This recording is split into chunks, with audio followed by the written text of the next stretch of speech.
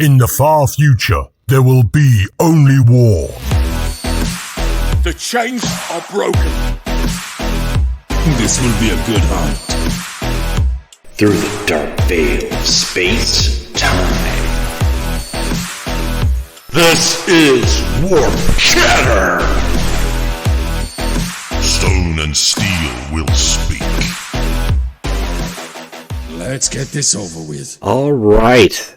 Welcome again, once again, to the Warp Chatter podcast. This is coming from the Eye of Terror Studios.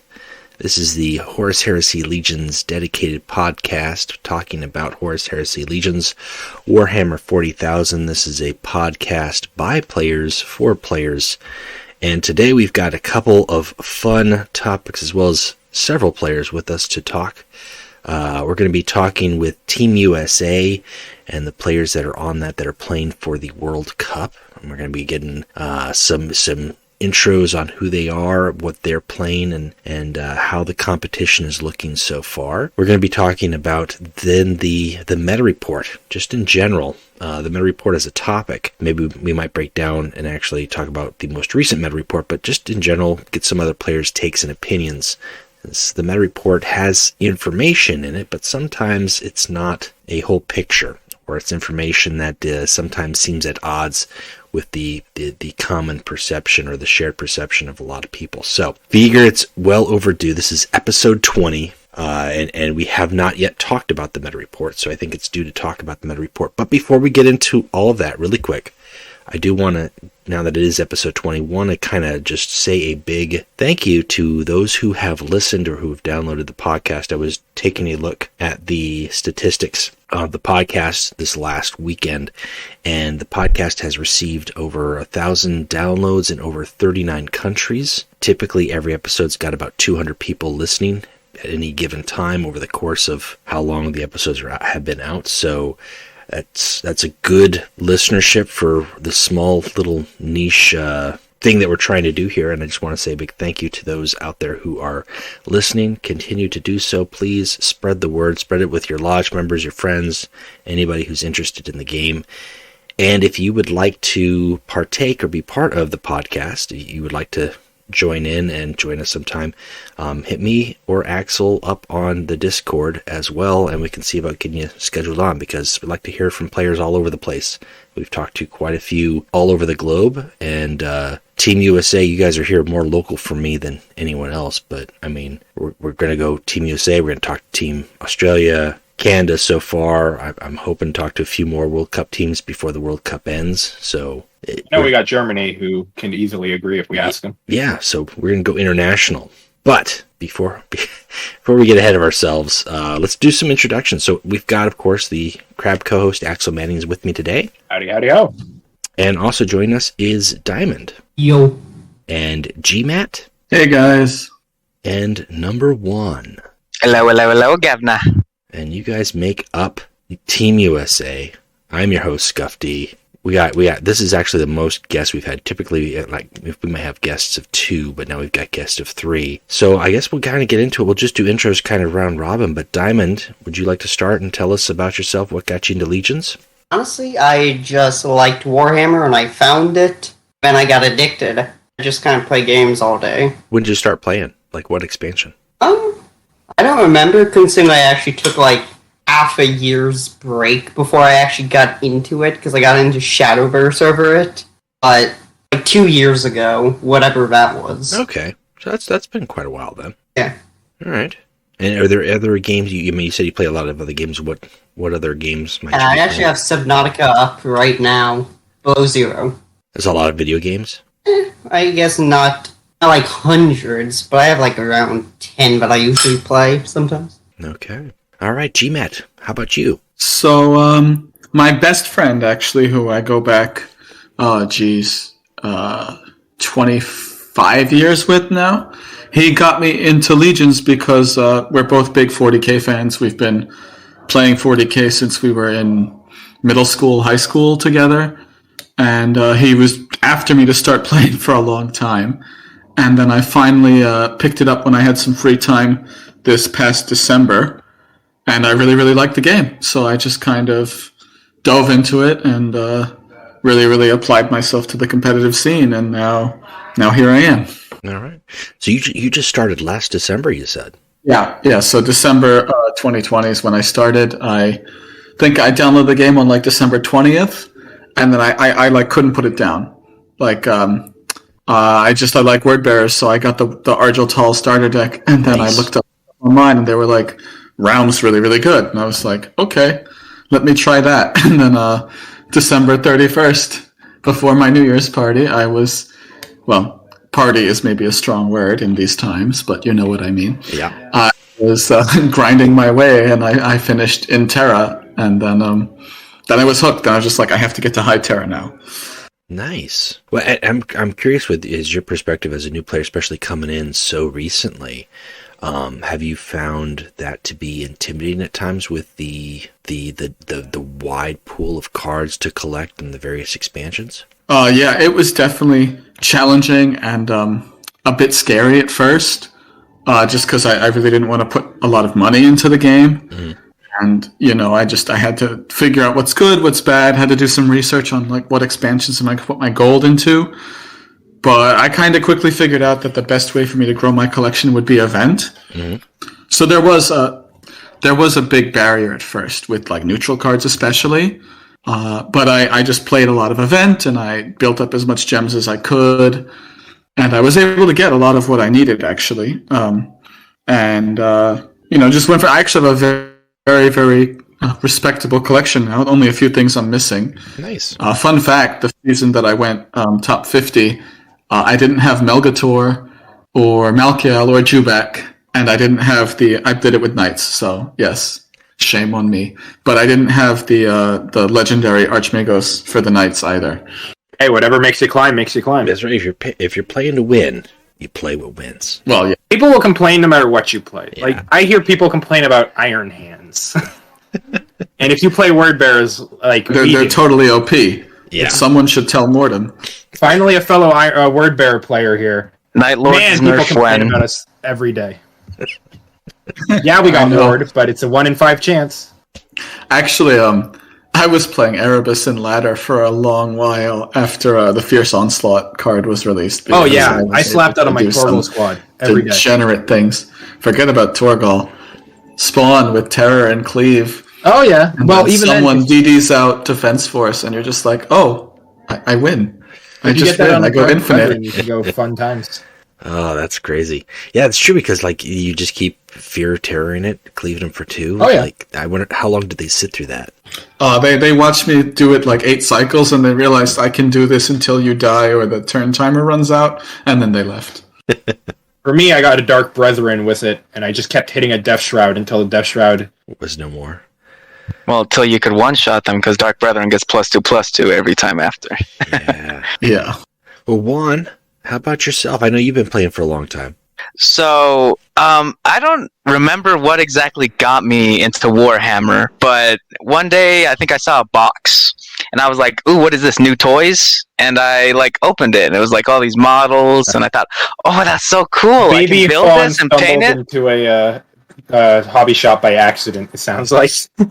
It was at an auction, actually, but so this was 4 years ago, and I found this box, and I've never touched it, made any models with it, but so I was like, okay, are there any games for this? And so I go onto the Google Play Store and I type in Warhammer 40K, and 3 games come up. This one, Shock Assault one, which is horrible. Don't play that game. No, yeah, that one, that is bad. Shock Assault. Yeah, I played it. It's terrible. It's not terrible. It's just so niche, no one likes it. It made my phone lag, and that was it was so bad. And third down on the list was Horus Heresy Legions. And I was like, a card game? All right, this seems cool. I'll get it. And I hop in, and I go through the tutorial. I beat Aramen. Firewalkers used to have stealth. I missed that, and we go on. Nice. Wait, Aramen? You miss Abaddon, but I mean, Aramen. Yeah, that's what I meant. Yep.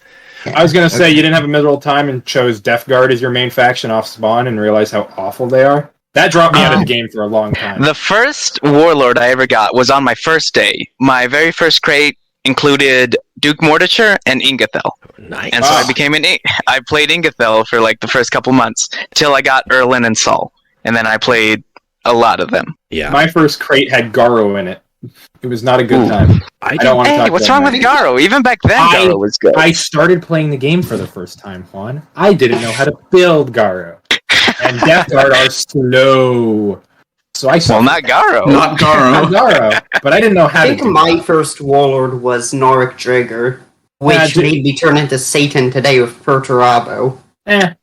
Drager is very strong because he's essentially just an epic warlord in HP with a good ability. It took me a good month before I got a second warlord. I was pissed. I wasn't going to spend out money because at the time it was just Loken, Tarvitz, Erlin, and Garo, and that was it. That was Starters, and I wasn't going to spend out money for starters. I just grinded and playing crates. It took like a month, and then I got Fabius Bile was the next warlord that I got. Damn, that was back in the day when he could stun his own units. Yeah. Right, it was. Yeah, it was like, all right, he's got +3/+3 and Bloodthirst, but he's stunned. It was really good. I don't think I got my first legendary warlord ever until I think it was on my level 27 crate where I got Horus. I got them from free crates, but I just never used them because I didn't have their cards. Too long for me to get a single legendary warlord. Bulgrim was Horus was my first Primarch. Yeah. Horus? What was mine? I need to think about that. I got him from my end season crate. Nice. And then I didn't have Sons of Horus cards, so I couldn't play him. Oh. Big sad. I need to think about what my first legendary I got warlord was. Perturabo and Angron the day after, actually. What makes me upset is up until this point, I had it was what's the expansion where Custodes and Magnus came out? Prospero. Until the Prospero expansion, I had never gotten a legendary warlord, and so I get 11 times win one with Shapura, and I get Constantine, and I'm like, yay! Ares Guard double opener. I get my Reckoning in like 2 turns. Very good. And so what made me really jealous was I introduced this game to my friend, and on his first day, his first crate contained Ferrus Manus. And then the very same day, 2 hours later, he opened Corvus Corax. Wow. And then next week, he opened Fulgrim from a free crate. Basically, it took you like a year to get to like one legendary warlord, and on his first week, he got 3. Do you guys... Now that I think about it, I finally figured out my first legendary warlord. It was Alfarius. I can't play Alfarius to save my life. Well, they're all Alfarius. We are Alfarius. Do you guys know, is What a Joke still playing? What a Joke? Yeah. Name rings a bell, but I don't know, I actually. feel like I've seen them on main court, but I see don't him every think now and I've then. I ever don't know if played he's them. still playing. What a Joke was, he was a player for, he is a player. I don't know if he's playing or not. But he may or may not be dead even. We don't know. He played for like 2 years, I think, and he never got a Primarch from a crate ever. Ouch. Like he got Primarchs from tournaments, from a couple tournaments that he played. That's how he got Primarchs. That might be the best way to do it. I got Sanguinius coming in my mail here shortly. That was the only way he did it. That's how I got Curse. Yeah, I mean, tournaments, you may as well do them if you need a Primarch, because it's the easiest way besides waiting for tournaments what's it called? To get Primarchs or Gold. And I know it looked like they're working to try to maybe bring back the second founding for newer players, so that would be a really good spot for anybody who doesn't have... I participated in it today. There wasn't enough members to fully bring it back. Well, hopefully they keep trying. What's this that you're talking about? What is this? Second founding. It's a tournament for players like who either have very little legendary points or are new. Well, the second founding itself was new players, but this what you're saying is I could smurf. Technically? Don't be that guy, Juan. Well, I mean, I participated in the tournaments because I got no legendary points because I hit 2,500, went up a little bit, dropped back down, and never wanted to go back up. Now that sounds like Buddy. Let's not. Okay. Nah, I won't. Yeah. That's funny, but let's not. But that is just exactly what happened. It is a tournament format, though, for newer players who don't have either the full collection or don't have enough experience, legendary points. It used to be a tournament way back, but as more players kept playing, they kind of got more experience, and they kind of aged out of the founding the qualifying categories. So then they went from having a pool of like 8 to 10 players to like 4, not enough to make the prizing viable, I guess, from EG. So they're looking to try to bring that back. Maybe get a little bit more word out, keep spreading the word for newer players. It's a good way to do it. I don't know timing wise if that's a factor too, depending on if it's the weekend or whatnot. But gold and legendary for a new player. Yeah. We've had 3,000 gold. Yeah, I've $30. I've talked to several players who started out that way, not feeling very comfortable, but then they win, and then they've got 10 crates and a Primarch to go with it, and they feel really enthusiastic. So yeah, I mean, odds are you'll do something good. Yeah, or at the very least you get some experience. Yeah, even if you drop 4th place, you'll get 1,000 gold. That's plenty enough to buy yourself 10 crates. What's sad? What's sad? I never actually got to do that tournament because it was discontinued. Like the tournament after, the tournament after the last one. See, that could be a lot of time. After the last one, they stopped doing that, so I never got to do it. You mean the subreddit? Now, look at my points. It's just barely over 5,000. Oh, yeah, you mean the second founding. I participated in this second founding. Yeah. Look at this. I'm like, it's a pretty nice amount of points, but... I personally think the point thing shouldn't qualify, because I think it should be a level limit. Because I was way too high of a level, and I had too much skill time to go in there. I agree. Level limit would be a better level feature. Level 100. But, I mean, but that would be weird, because, sometimes you have players with, really low legendary points and really high level, and vice versa. Yeah, it's hard to find a good middle ground. Yeah. Yes. I've been playing for 3 years and I'm still level 80. How? I started with Cal. I don't know. Then you're slacking. I've been playing 6 months and I'm level 87. I'm playing for 1 I don't know, man. I swear. I'm level 79. I never used to play ladder. I got to Terra with Ingathel and Lucius, and I was happy. And so then I started playing a lot of Event. And I don't know if Event didn't used to give experience, but all I did was Event. I joined Excalibur, and I was known as the Event guy. I would put in 10k every event, but I don't know. I'm still level 80. I was talking to somebody on main court about this earlier today, because they were also level 79 or something. I was like, because they're also long. I'm like, how are you not level 100? I've been level 100 for a year and a half, and I didn't hit it as soon as some others hit level 100. So I don't know what the experience ratio is, and I don't know if event games give more or less. I know for a fact Event does give more, and 10 times does actually mess with your does it? Game. Well, see, I hit level 100 though on ladder when I was playing ladder, so I don't have anything to compare to. I don't know, and at this point, I'm a level 100, so I'm not leveling up. That's the level cap. You can't go above. They need to add more levels. I know. I've done some testing myself. I think part of the experience you get from a game is based on damage dealt and stuff, those end game statistics you see. Really? Mm-hmm. So I think part of how I leveled up fast is I spent a really long time in January.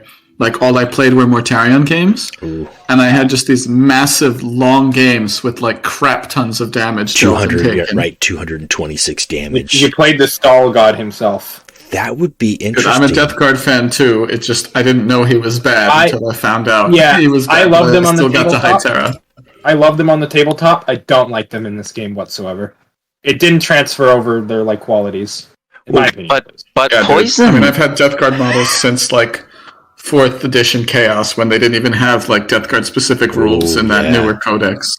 The new rules are so nice for 90. So dude, I know. Is Death Guard your preferred army? They're cool. I mean, I had just Chaos in general was my shit, and then I just got really into Death Guard, and I have a ton. I'll have to dig some pictures out of hand converted individually unique Plague Marines that I made way back in the day when Plague Marines were the shit in 5th edition. And they're intended to be Death Guard. All of them are green stuffed and bullet holes drilled in them and chaos spawn bits tacked on and stuff. And I just played them as regular Chaos Marines. So I was all my Plague Marines are Death Guard. But I don't want to make Death Guard Berserkers, so I'll have Khorne Berserkers because they're cool models. Mm-hmm. And I'll have regular Marines and I'll make them Word Bearers because Word Bearers are fucking awesome. So just a hodgepodge of stuff. But now Death Guard have their own rules, so I have Plague Spitters and Bloat Drones and Mortarion, and it's fantastic. Mort has such a beautiful model. Well, I mean, beautiful is subjective, but I will say it's I'll fight you, Scuff. People do say beautiful is subjective because personally, I think the most beautiful card back in game is that Knights one where it's like that guy in a gas mask or something. The black one. You mean That's not a gas mask. That's the knight. That's like the head of the knight chassis. Regardless, it's beautiful. That is by far the best card back in game. It's good looking. I think the Sisters card back is prettier. Right now. My only issue with it, Juan, is the fact that that's just a card they have. I'm pretty sure that's their stealth removal. Or their stealth hate looks nigh identical to it. It looks very similar. It doesn't look the same. It looks pretty same. It's the face of a knight that's black. I mean, I gotta say one thing. Which one do you mean? EG has been on point with the exclusive deck card backs lately. Like the Sisters card back with all the swords is gorgeous. That's clean. The Rubio one is gorgeous. Yes, I know. I have too. I did not like the Iota one, but the Rubio one. I'm sitting here, look at this. I have every card in this deck already, but I might buy it just for the card back. Yeah, card I back bought it is really just for cool. the card back. To be honest.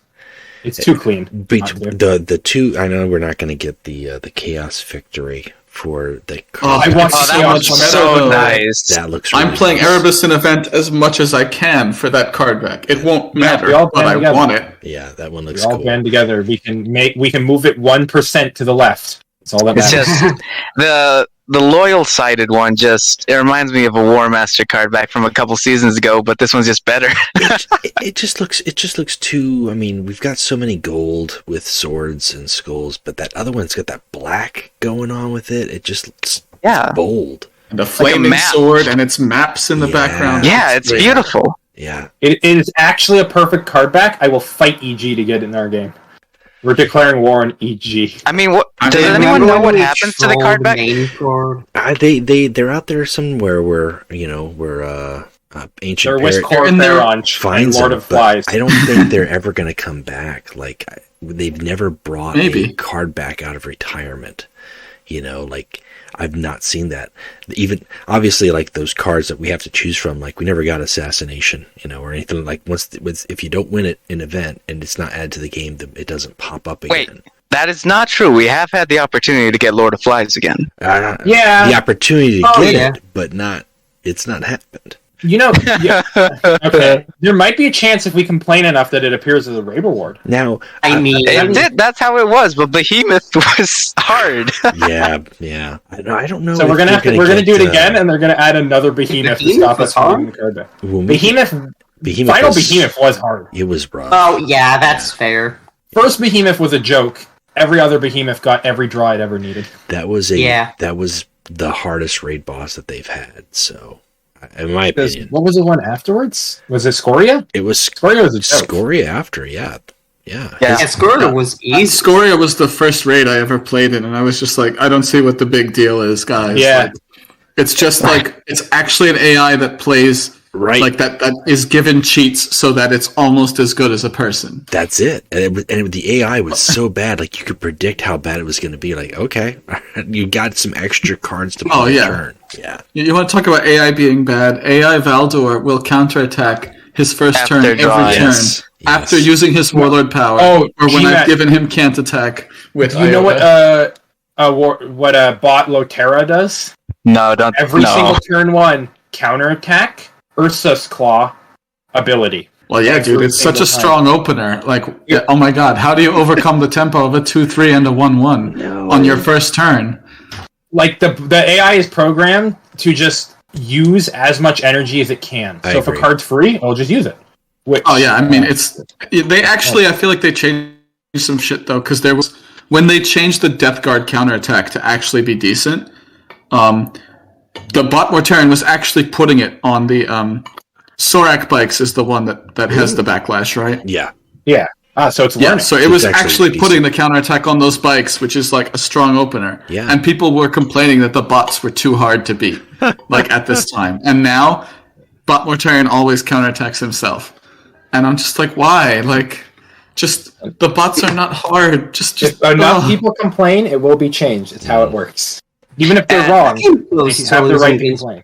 I hate to be a stickler for details, but it isn't the Sorak bikes; it's the Cortec bikes. Thank you. No, I know I mixed them up. Sorak is the 2/3 with fast. How dare Precisely. you? Hey, I've Turkish with piloted Thank you. Rask into top 50 this season. I know my bikes. Nice. I don't believe in bikes. I like to Fair ride enough, my I'm still playing Lion and bicycle. Iota. I like to ride. I like playing Rubio right now. He's fun. Have you tried any I like wanna one-shot open my- potential with them? I've gotten my attack to 12. That's so far all I've done. Oh, I've Come done on, 20 in Killing the Satan tournament orders. with orders. I've also got it to 11 with Paragon Spear, which was my favorite. Oh no! Oh Yeah. no! That Valdor did not Paragon like what Spear happened. Rubio is scary. That Valdor did not like what oh, happened. that is terrifying. Well, yeah. Oh, it's fun. Agents of Sigilate are a very fun faction. Are they broken? No. Yeah. Yeah. I wouldn't say they're completely broken. I think Keeler needs to be brought out back. I think there's like two cards I could see them depowering a little bit, but honestly, here's the thing: Keeler and Chosen. Keeler, a Chosen is no, I don't think so. Well, Chosen's a lot of buffs. I'll tell you Or why. what it- I'll tell you what. I mean, I know everybody's Should be- weighed in on Chosen, but the faction doesn't have flank. The faction doesn't have direct hard removal. The faction, besides the Gaze of the Regent and besides the Sword of Truth, the faction doesn't have damage dealing tactics. So it's all troop based stuff. So having troops on the board that require setup to either use their ability or later buff them to use them the following turn, that's what the faction does. The seals are kind of like icing on the cake. That's the way I see it. So I think you tweak a little, like if Keeler doesn't buff herself, fine, perfect. In my opinion, I'm fine with everything else that she does. I completely agree. But I just think like that's the main thing. And once you know how to deal with it, and you know that, okay, yeah, they've got some tricks up their sleeve, but you take away that and you take away maybe you minimize some of the damage that comes from the assassin. Instead of 5, maybe it's a 4. That feels like it's a little too stiff, but I think once people get used to playing that, they pack a little bit more anti-stealth. Maybe people switch over to some cheaper hard removal options to deal with the Sigilites Chosen, because once you deal with that troop, everything else they have to put on the board, it has to survive, and then they have to buff it. Now, it doesn't mean that that 6 energy Calidus Assassin or Calexis Assassin is pretty rough, or an Imshan, getting first turn dropped and then you frontline with Keeler on the next turn. That's not that. I mean, that's a strong play, but there's lots of counters to it. I don't know. Like personally, I agree with you. I think that not enough people are playing cards like Sabotage, Seek and Destroy, Informant Network. Like these are just flexible answers that belong in most competitive decks, but people don't want to use them because they want to just play their faction cards.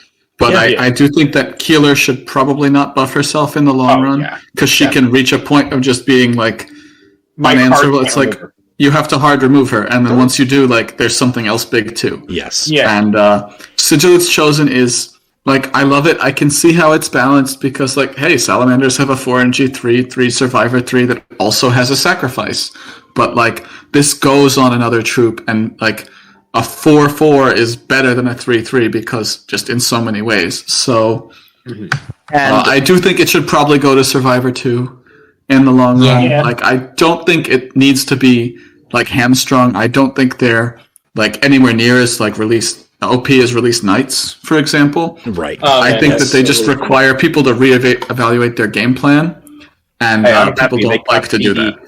They counter DD right now, and well, I like that. That makes me very happy. Every time I see a person post that a Michelle turned into their Hydra, I'm happy. It's a good sign. I mean, the thing about that is, even then, all the Imperial Army faction DD like has an answer built in to Michelle in their counterattack, and unless like the player gets the perfect opener with Michelle into Keeler into like transform.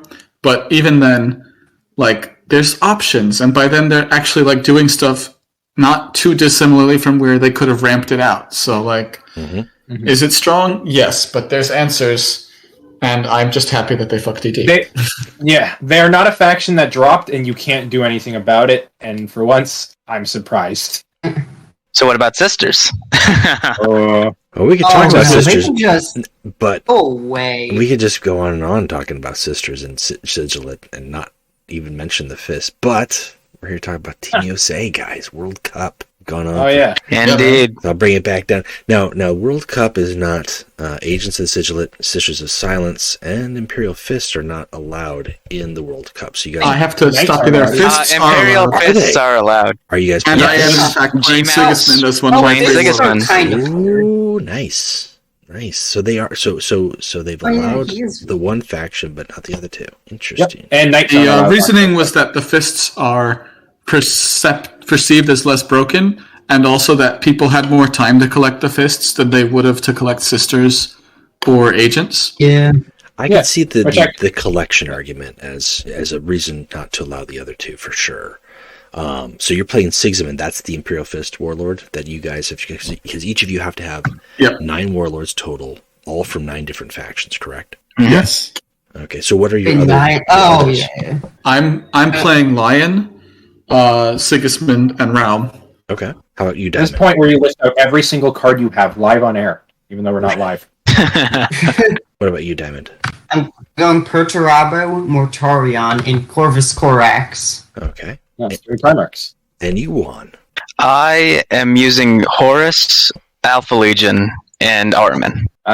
Okay. Have I actually ever seen you play Horus? I'm guessing you're referring to Fawn. Yeah. Oh, have you? I mean, I don't know. Yeah, Have you? of course he has. I would assume. I mean, if Horus you have is just one of those Horus, warlords. you've probably You played play it. them if you have them.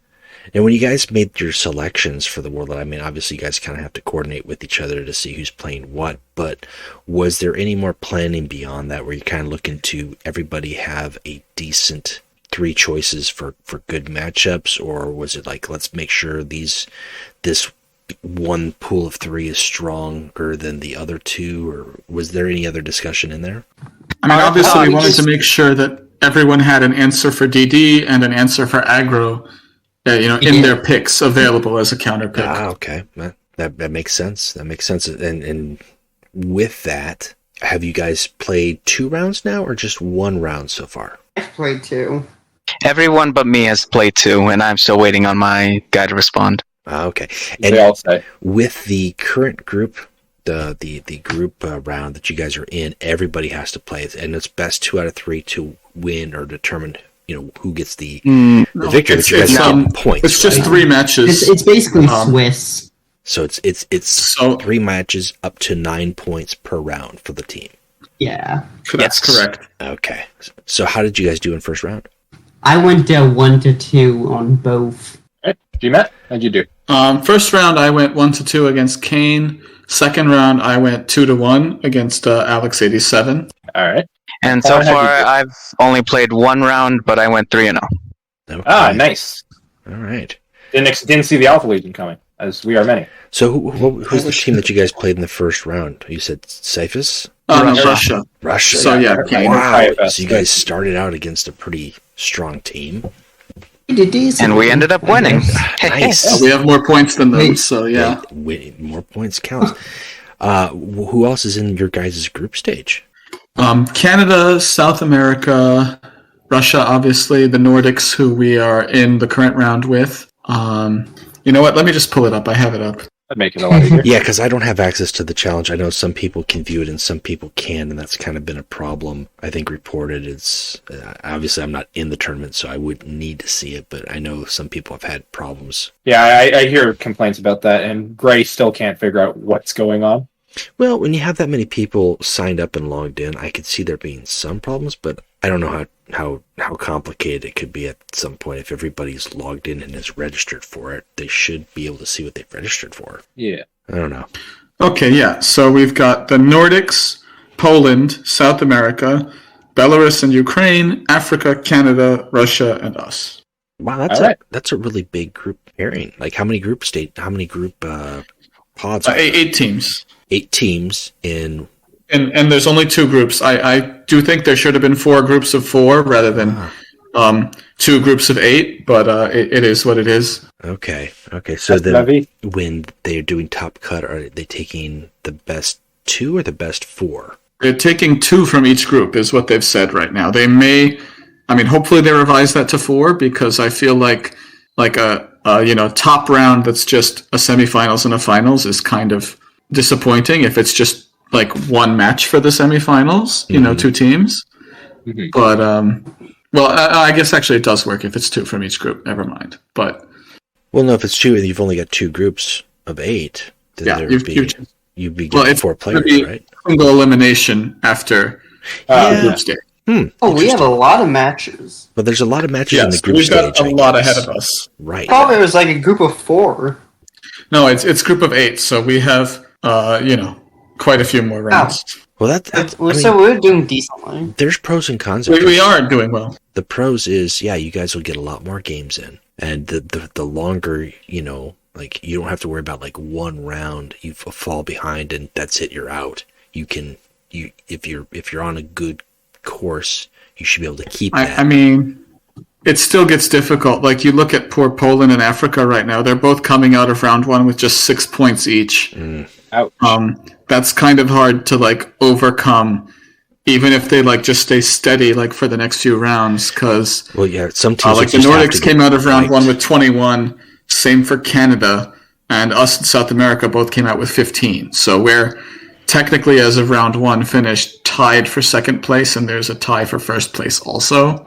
But like we're in the top half. So yeah. Actually, wouldn't second place be whoever loses against first place? No, but I mean, it's right group. now. This is Group Swiss. Like we're just going off points. Oh yeah. So 2 teams have 15 points, and 2 teams have 21 points, and then there's 2 teams with 12 and 2 teams with 6. Feel bad for the Balanced as all things should be.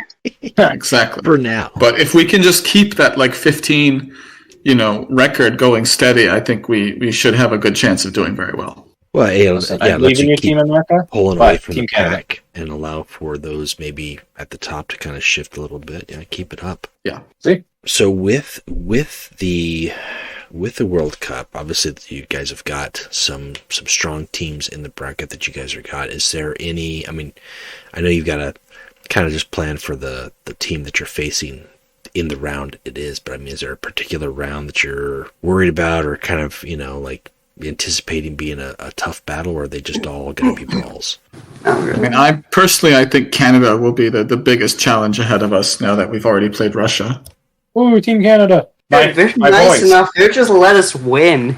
No, pirate is nice, but not that nice. Common misconception: we are nice, not kind. Nice just means we have to put on a smile and say sorry. You know what? Sorry about that. Sorry about beating your ass. Yep. You've never seen a Canadians post-hockey game. Win or lose, a fight will break out. It's just how we play. Yeah. 100% of the time, there will be riots in the streets, whether we win or lose, for celebrating or anger. At least it's not Brazil with football.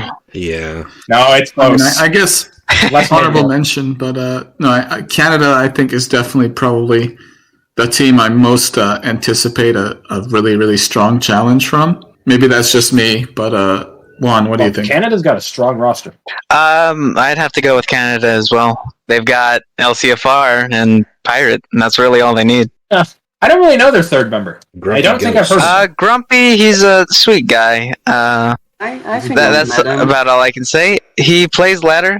It sounds like your summarization. How do you know him? He exists, I guess. He's a player. Yeah. He's got cards, and he joins call every now and then when we're in there, and he has his fun.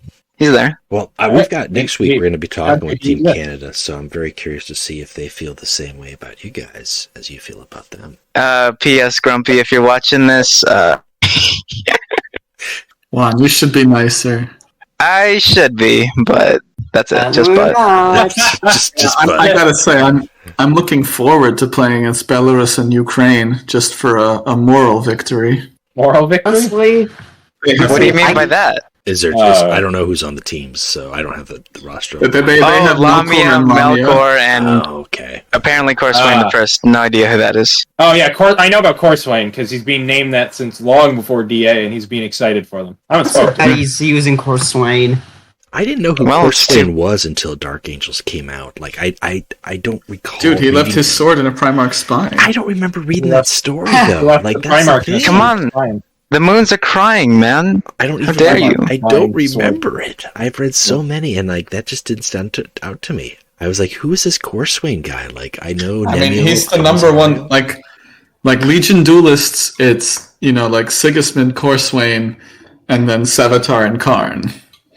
Lucius not even on the list. Yeah, Fuck no, you, that's Lucius. true. Fuck Lucius. That's true. First of all, fuck Lucius. Second of all, fuck Lucius. I mean, he wants Third that. of all, So, like, you're Lucius not helping. is the guy who's like lost more fights than any of these It's other true. guys. It's true. Lucius just dies to shit. He exists to be like, I want to be good. look, I'm so before good. Gets fucked over by someone and then takes them over, but like he lost. Lucius Before he is went the chaos, Vegeta. though, he That's lost what rules he by is. being punched in the face.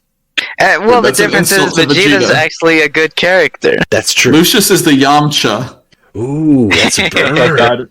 Not even Krillin. Something You're always gonna go happens when we straight to return the Yamcha. podcast. But Krillin actually does useful stuff. Krillin, let's Another face it, like, DBZ Krillin is podcast. Even if that useful stuff is to die to make Welcome Goku to angry enough to beat the DBZ. bad guy. Krillin, you know, if it wasn't for Krillin, Android 18, and him never would have got together, Cell wouldn't have been beaten the same way. It's all necessary, guys. Sometimes you need a character Yeah, that exactly. exists to die to get the main character hyped. When that character is the same character every time, you got to ask questions. Well, that's not always true, because Android 16 was necessary for Gohan, so I'm just going to throw that out there. Plot armor, I guess. No, I would call dying plot armor, but Yeah, No. the Dragon that's a Ball, little the bit of more the so plot armor. opposite. Right, there you go. The Dragon Balls, that's what it is. Dragon Ball. I mean, you can only. What's the saying? No, don't you you work can- fine. I believe in you. Putting me on the spot.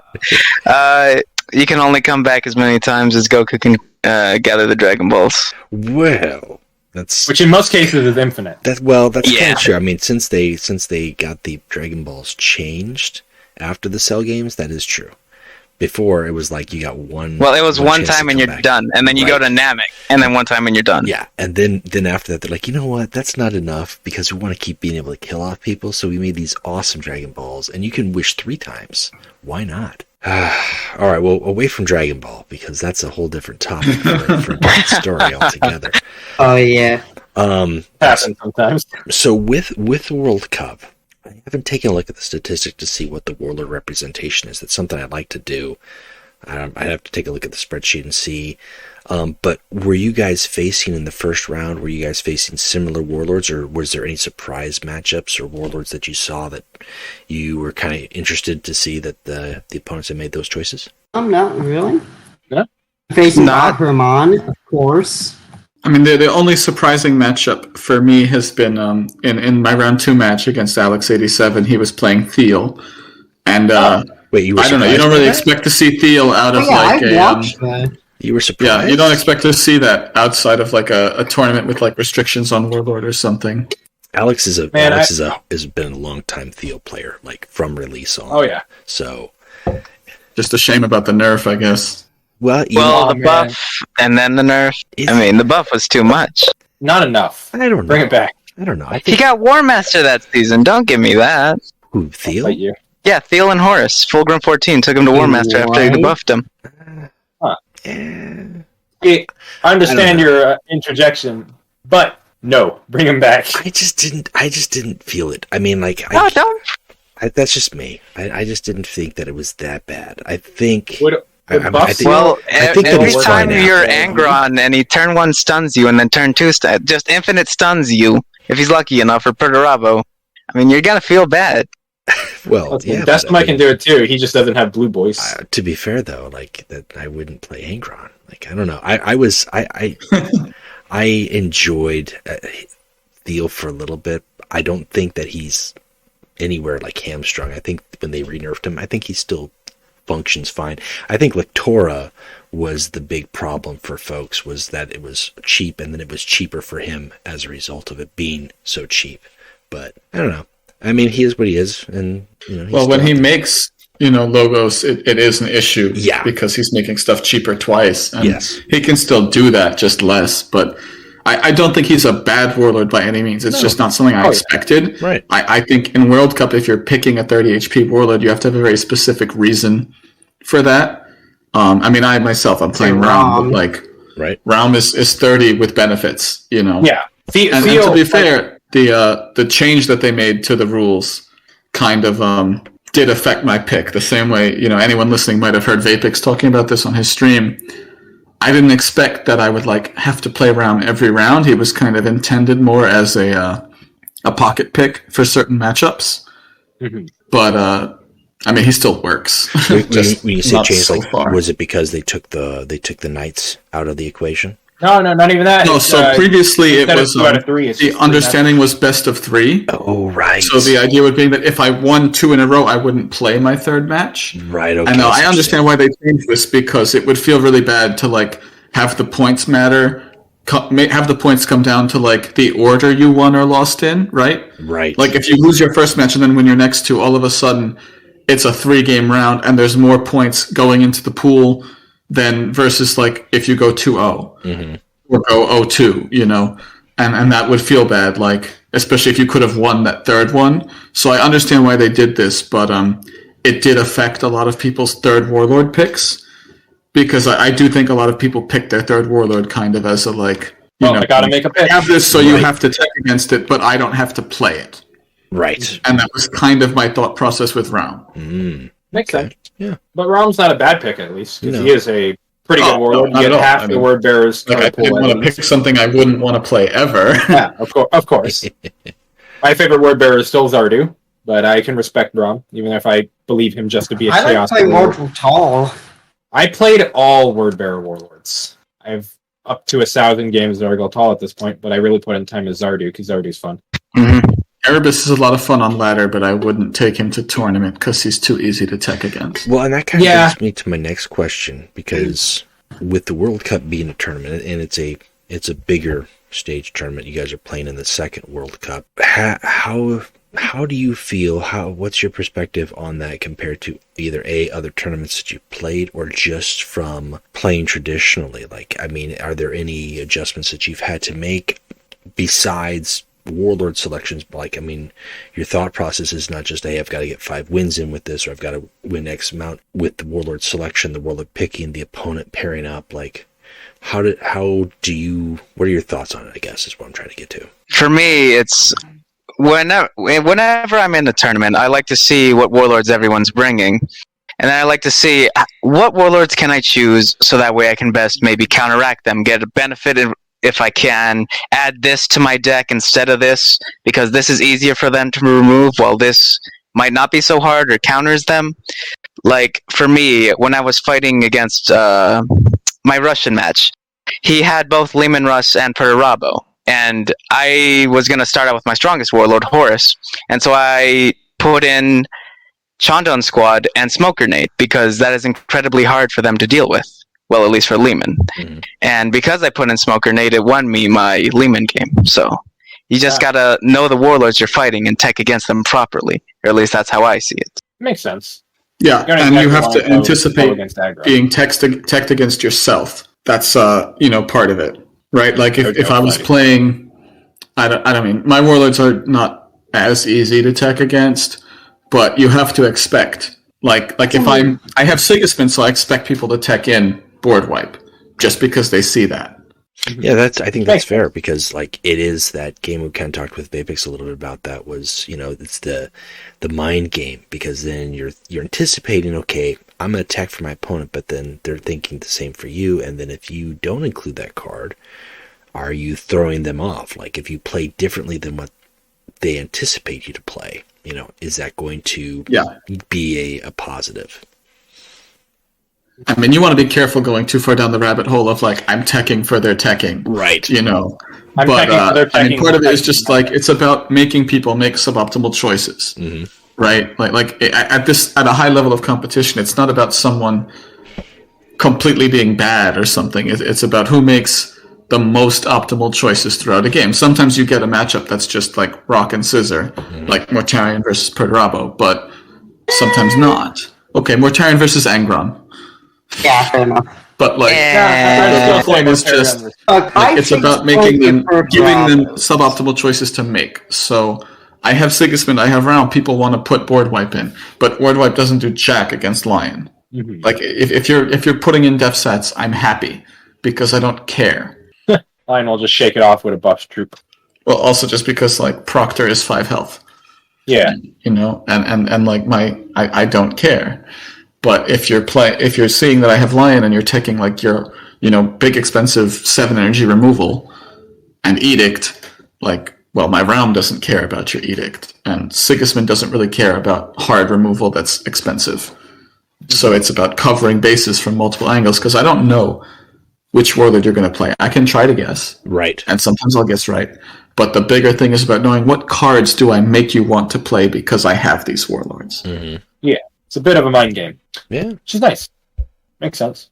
Well, going from mind games to meta, because the tournament is, in some way or shape or form, you guys are playing very fine-tuned, very reliable warlords. And as you said, you want to play something that you guys talked about that can counter desperate defense, it can counter aggro. The meta report is the other subject of today's episode, and like I said, we don't need to break down the April meta report exactly, but I want to get your guys' thoughts on the meta report. What is your opinion of it?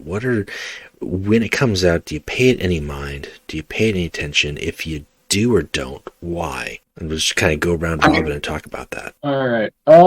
I like the meta report just to know what's working and what's not up there, but it'd be really nice to, see more information, because it just gives us usage rate and win rate, which doesn't really say much about mirror matches, doesn't say much about how many actual games were played with one. It's just lacking. It's not enough information is my main opinion on it. And I would completely agree with that. I mostly look at it to kind of season my experience, because I'm playing in the top 50 most seasons in High Terra since I got started anyway. I mean, I've been top 50 the last 3 months.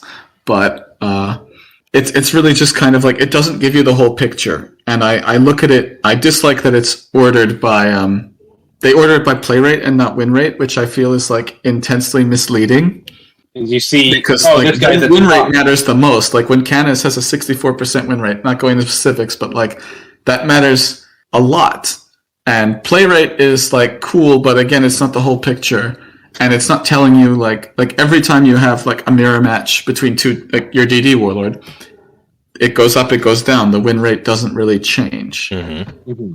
So I would love to see some more stats on matchup specific stuff, at least within those arbitrary stuff where they've segmented out the top 10 in each bracket of Terra, High Terra. Mm-hmm. It'd be awesome if they would at least within those 10 warlords break down the win rate of each of those warlords against the others in the 10. And I know this would be a lot of text, but they could put it as a spreadsheet or something. It would confuse new players. Really? Well, my problem with that exactly is this is assuming that all new players are incompetent, really. Oh man, this confuses new players argument they use always annoys me. I'm still mad we don't get Warlord Garrow for Knights, by the way. I'm furious. I am too. As a quick side note, he's on 8 of their cards, but he's not a warlord. What upset me the most was Sigilite's Chosen. That's my favorite art of Garrow, and I was hoping that one day, maybe they do an alt art for Garrow, because I used to main him. And no, it's on Sigilite's Chosen now, so there goes that dream out the window. Your dreams are crushed. Same for the art on Caliban's Crusade for the Lion. Oh yeah, one of his best art pieces easily, that was a very and nice it's not pose. included. Yeah, I thought that would be his main art, to be completely honest, because it's perfect. But you never know. As long as it's not Ferris or Perturabo Welt art. Oh, those are not great. those are Sanguinius some of the worst. Some of the worst. No, I think the Sanguinius alt art is going to be the curls, the Jerry locks. Oh man. So we're going to get Goldilocks Sanguinius. Thank God I'm getting normal Sanguinius here in the next couple of days, because I do not want Goldilocks alt Sanguinius. That's the one we end up with. Juan, what are your thoughts on the meta report? On the meta report, I just feel it doesn't give enough information. My main problem is this doesn't tell me the mirror matchup. If this fail is playing DD, or if this fail is playing mid-range. I've even seen aggro Canis, and aggro Canis is beating me versus DD Canis. There's very different deck types that you can build each warlord to.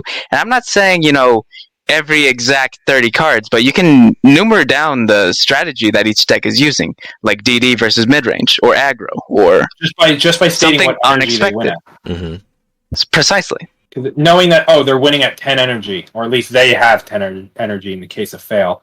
We'll talk about how he cheats energy, because I want to rant about that a whole different time. I don't really have an opinion on it. I just kind of play who I like. Well, it's not even that. It's the information it gives. What do you think about the information? Yeah, but I find it kind of annoying how there's so many cookie cutter Ahriman and Magnus. Yeah, I don't see Ahriman they're not that big on the meta report. They're not. Their numbers aren't that crazy. I know they're not. I mean, that's not true. Arimon had like a 63% win rate. Oh yeah, they've had that. I didn't check this. Well, I did check this last one, but I didn't notice it because I didn't check it that well. But I don't think he has that right now. He's at 59% win rate in the fourth spot in High Terra. Yeah. That's okay. So yeah, they are pretty high right now. Nothing like how Lucer on launch had like a 64% win rate that no one knows where it came from. Well, it was just because just LCFR was playing him. That guy will go. I'm serious. That's where that came from. But just see, like, I mean, you look at like Lion in High Terra for this past month, and it like, I'm pretty sure there were like 3 people playing Lion, and I was one of them. I think that's one of the various factors that really has to play. Like you said. Way back when we didn't get the meta report, we had just like during a Q&A, we would ask like what were the top warlords, and they would say, hey, these are the top 3 warlords that are getting played in Terra, and that's all we would get. So we wouldn't know, what does that mean? They're played a lot? Do they lose a lot? Do they win a lot? So we got this win rate, we got this use rate, but this win rate and use rate doesn't say how many players, right? It could say 6.3% is a use rate for fail, but is that 6.3% of the players in High Terra used fail for their games? Does that mean that one player used him 100% of the time? Is it only 10 players that were playing fail 6.3% of the time with a win rate? Like, data is only as good as to analyze as what you've got to go off of. And when you're not seeing what they use to take a look at this, like you said, the mirror matches. The mirror match doesn't show anything here. Is the mirror match included in that, or do they exclude it? And if they exclude it, then does that skew the use rate? To go with that, like you said, with the decks, like you could have a mid-range fail, you could have a double D fail. Do you want to see cards like, okay, Warlord is getting played, but what other cards is there a way to see that? Like what standard cards are getting used in those decks, or what card is being overused? I mean, obviously every guild somehow has got some of that information because they use some of that information to make their balance patches when they make a balance patch. But it's hard to take a look at the meta report and dissect it to understand what does it mean, other than sometimes people say, okay, well, it's got a 60% win rate, it's terrible, it's broken. Maybe it is, but maybe that 60% win rate was one person playing really well, and they were really the only person who played. I remember there was actually one season where like one person played Nemetor for like 4 games, and they had a 66% win rate. It was like 4 wins out of 6 games, and that showed up, and it made it look like Nemetor was doing really good with a win rate, but like a low usage rate. But it was just one player. Yeah. So everyone did the math and went, wait a minute. So it's like a perfect example. Perfect example. Yeah, no, I completely agree with what you're saying. And it's also just super misleading because, like, I mean, as you get higher and higher, you need a higher win rate to, like, climb or stay there, obviously, right? Yeah. So, like, bottom of top 50, like, you probably still need, like, a 60% win rate, roughly, like, to sneak in there. And as you go lower, it goes down. But like some of these numbers probably reflect people who like, you know, got higher than they've ever been in High Terra and then lost their way out of it on a different warlord or something. Because very few of the win rates like reflect a win rate that's enough to like reliably climb. Yeah. But at the same time, like people aren't just all falling out of High Terra. So I would just love if there was a way to like, at the very least, if we had like a minimum and a maximum, like for the win rate for whatever player has the best and worst win rate on that warlord in that season, to kind of give some more information to like what the average is actually signifying. If that makes sense. Like, is it a high skill kept warlord where like the overall win rate is 52%, but like the top performing player on that is doing, you know, 65% or 70% or whatever it may be? Right, because I mean they can break that down when they say, you know, who the War Master is, what they were playing through the course of a season. So you can see that. That's great. And some of those warlords, are they contributing more so to the percentage of that number one choice, or were they playing something actually lower down on the curve because it was a smarter play, and they were contributing to, like, just on this most recent one, Cerastus Erthagan, 60% win rate, but a lower usage rate, a 4.6% usage rate compared to 6.3 with fail. Was that just some player playing it very good, or was it a lot of players playing it and then with a high win rate, and then at some point they shifted their use rate during the course of a season? I mean, that sounds more likely to me. Yeah. Yeah, I think so. I think and that's a big thing too, because every month, every season, you guys make changes when you're playing for top 50. It's just like we were talking earlier. I mean, like, something's not working, or you make the adjustments. You know, it's something's new. It's on the ladder, it's throwing people out. Especially like with this recent edition of the Sisters of Silence and the Agents of the Sigilate. So people have got to make adjustments. Is there a way to see that besides use rate? Is there a way to see when that use rate shifts? Like some sort of graph, you know, like, hey, Vale was on a roller coaster for the first week, and then Sisters of Silence came out, and boom, there was a shakeup, and all of a sudden everybody started playing this other warlord, because this other warlord either was Sisters or it was the counter to Sisters. I think there's a lot of room for data. I don't know how much every guild would want to do or could do to show that. It would have to go beyond just a list on a website. But that's something that's always kind of bothered me. It's nice to look at and say, yeah, at least you can say, hey, you know what? Like, there's a lot of warlords that got played. The meta report used to be like 10 to 15 names, and that was all that they showed. Now we're talking 30 plus. That's cool. There's over 100 warlords, so I'm sure, you know, there's ones with a much lower play rate, like barely playable, that are not getting listed or not played at all. But it's just, it feels like the meta report itself is always incomplete enough to digest and appreciate. It definitely isn't enough. I mean, it's also funny, just because you look at, like, what names are where. So, for example, we always were joking about knights, because, like, so Cerastus and Acastus Airthane are both in the High Terra list, but not in the Low Terra list. And it's like, well, because you play them and you go to High Terra. Right. But, like, people obviously played them through Low Terra, right? So how are they deciding, like, what it's doing in High Terra? Is it because people playing that warlord finished in High Terra? Like, because you know that the Knights had to have matches in Low Terra. Right. And they're Is it not just on that they here had at so all. few matches in Low Terra because they earned points really quickly and climbed out of it fast? Or what's going on there? Because it doesn't make sense. I never stopped and thought about that. That actually makes no sense, because it should be like something crazy, like, oh, it's a 100% win rate. They should be like, they should be. Well, it's also because they order it by the use rate. Like I said before, they don't put the outliers by the win rate. They do it by the use rate. And it's just funny. Like, I'm sure a lower proportion of games in Low Terra are Knights because the Knights climbed out of it, but the win rate in Low Terra of Knights should be disproportionately high. Yes. By extension from that. And looking at the most recent for April, I mean, there's not a single Knight listed in Low Terra, like, as far as use rate or win rate at all. And you know that's not possible. Yeah. Which either implies that they climbed with a different warlord, or they just moved by so fast, I guess they didn't show up. But that still doesn't make much sense. Who knows? Even Canis is in Low Terra there. Yeah. Like, down in the 30th position, but with 62% win rate. I found it weird that Canis was meta. Yeah. No, Canis is very strong. Big health pool, and his arm's no longer breaking his stuff. I still think Canis is one of the top warlords you could play. Even with, like, Sisters. Well, maybe not with Sisters now, but, like, before the Sisters release, absolutely one of the strongest. I would argue he's tied with Fail for the best neutral warlord. Yeah, I think Fail is probably a little more, like, outrageous at the top end of what he can do because of all the energy manipulation and, like, the Sophopok flank and stuff. Mm-hmm. Oh, yeah. But I think Canis is much more consistent than Fail. Oh, yeah. Fail is a lot of draws. Canis will always have his limbs that can do something to you.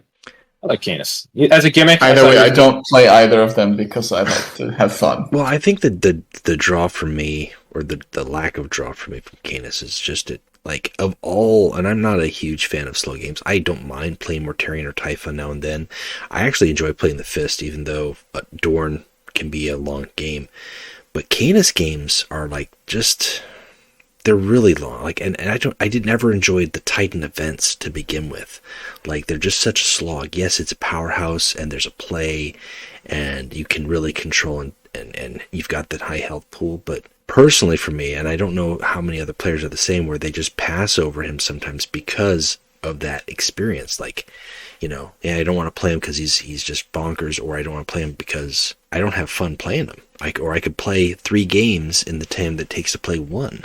I really don't. That's why Karn is always in the meta report. That's true. Oh, yeah. Some people don't. Well, that and the proliferation of DD, because the season of Fail, I took a week and I just played Karn, and it was the best. He should just be like one troop.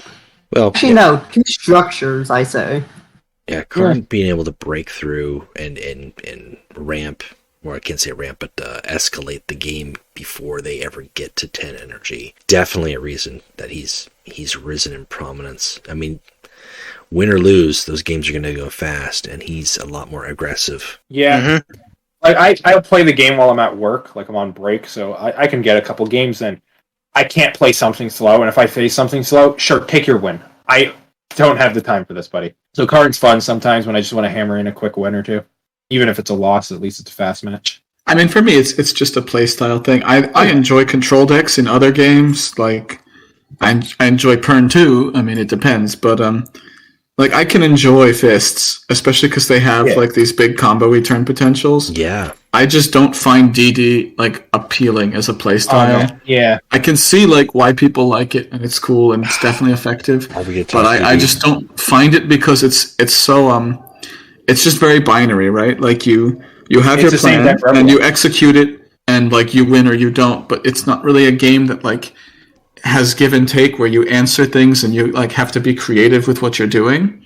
See, that's why word bearers are a lot of fun. I agree. That's their playstyle. I mean, there's some talk there's always talk on the main court about DD. It's been this way for a long time, it's been out for like months, right?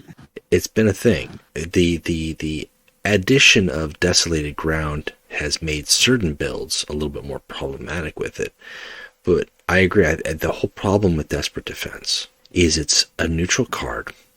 And if you play Desperate Defense, you're playing the same pace, the same build, the same moves, just to play that card and get the reward for it. And I see that constantly in my mind as that card has supplanted your Warlord and your faction. And now you're not playing a faction and you're not playing a Warlord, you're playing Desperate Defense. That's really what you're playing. That's all there is to it. I couldn't agree more. And that takes out. It's really uninteractive. It's uninteractive. It's boring. It's not an engaging game. It's not a fun experience, whether you're playing it or you're not playing it. Like the trick is, okay, I race to get my payoff, I stall, I deal with threats, and I get my payoff, and there you go, I played my card. And maybe they beat me to it, and maybe they don't, but that was all I was playing anyways. I wasn't playing to actually do anything else. I mean, I do feel like the energy manipulation is what really makes it problematic. Like DD by itself is maybe a little bit too much value, but like when they have this 10 energy play that generates 18 energy of value, let's say, and you like are on 10 energy, you can figure out an answer here. But when they make a 10 energy play that generated 18 energy of value, and you're on 7 energy because you got double desolated and they double belted and started with 3, you're just sitting here like, well, what the fuck do I do now? Right. Oh man, which is why I have. I mean, there are answers, but they're frustrating. And my position has been like balancing DD. If you don't want to get rid of Desolated, means you should either like the easiest balance would be to make DD a 1-of index, because if you are building for it and anticipate it, you can usually answer the first DD. It's the second one and the parade of fatties afterwards that just fuck you. The parade of fatties. No. I agree that it's fun to play Mortarion against DD. You can lock down one of them reliably, and there's other ways to lock them down, but poison is your main help, which is just DG in general. Poison is so good. Yeah. I mean, I'm sure that Desolated Ground Death Cloud of Silent Death like feels great against DD. Yeah. If you're on 7 when they play it, which is a big confirm. But then that's like, then you have to have. Again, you spent 2 cards, and technically you answered 3 of theirs, but it's really like you answered 1 card of theirs with 2 cards. Right. And then they're going to do it again, and you don't have those exact 2 cards again. What do you do? Like, you're always answering at a loss because of how efficient it is at generating value. And there's just a point where like you can't keep up with the tempo there unless you've put them so low that you're able to like make a lunge for lethal. Even my Lion deck, like I could say this because it's on ladder, people have seen it anyway. Like the big play to counter DD that I have is Venerable Oromas and Hunt Them Down, because that will answer DD. And depending on what their DD pulled, it answers DD and it leaves me with a fatty, which is why it's a good answer, because I spend 2 cards to answer 1 card, but I might still have like part value left over with it. There's one redeeming factor about DD. It doesn't activate Rally. Yeah, well... I mean, that's more just if it activated Rally, it would be ridiculously OP. It gives frontline to troops that were never meant to have frontline. And it pulls out, because of the way it interacts with your deck building, it generates obscene value. And then it puts frontline on it. Like, a Corial Zeth with frontline is not something that you want to see. Corial Zeth, more intelligence, exactly. I was about to say, AI with frontline is hell. DD in its worst part is every single deck looks the same. The only changing factor is I will throw in a card that makes me use it cheaper if I'm playing EC, or I'll throw in a burn card that my faction has. But that's the only difference. I mean, you put in your faction-specific stuff. Yeah. I mean, like, it's cool that you can technically play DD on any Warlord. And, like, you'll throw you in see, your like, 30 HP Knights memeing with DD. You see, I mean, I made an Alpha Legion DD deck, which was kind of funny, because Alpha Legion has a bunch of surprisingly good, like, big fat front lines, but...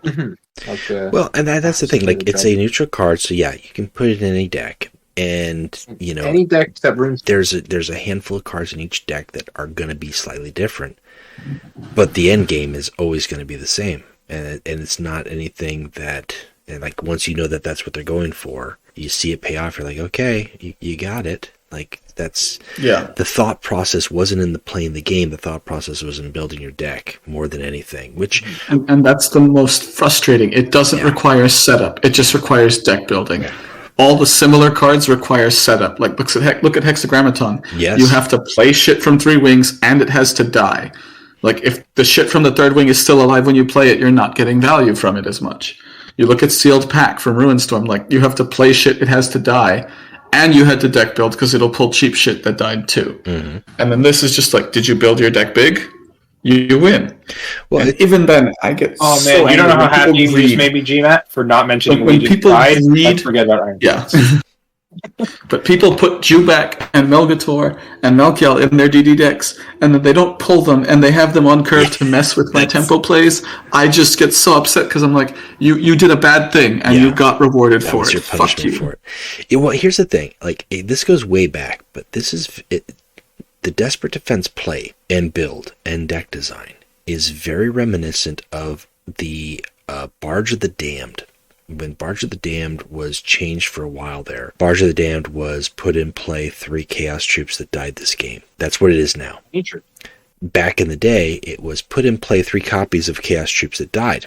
And so what people would play is they would just play C-Rec. They'd play C-Rec 4 energy, and then they would, like, whether it would be Saul that played Barge of the Damned on 7 energy, or you just get to 9 energy, and then all of a sudden you've got 3 C-Recs on the board, in addition to anything else that you've got in your hand and the demons that they're going to create. And it's like, you would get punished for destroying C-Rec, because you know he's going to Barge of the Damned him, but at the same time you don't want to get bashed by C-Rec, and it was like, that's the play. It was the same thing. It was build up to this one play. They'd Barge of the Damned. Guess what? The next turn, Barge of the Damned. You got rid of all my C-Recs. Here's some more C-Recs. And all they had to do was put in 2 copies of C-Rec, 2 copies of Barge of the Damned, and go from there. Everything else could be, candy. It's very similar to that. The difference is the troops that it affects and the time that it comes out, but there is no engagement. The only setup is I play the card.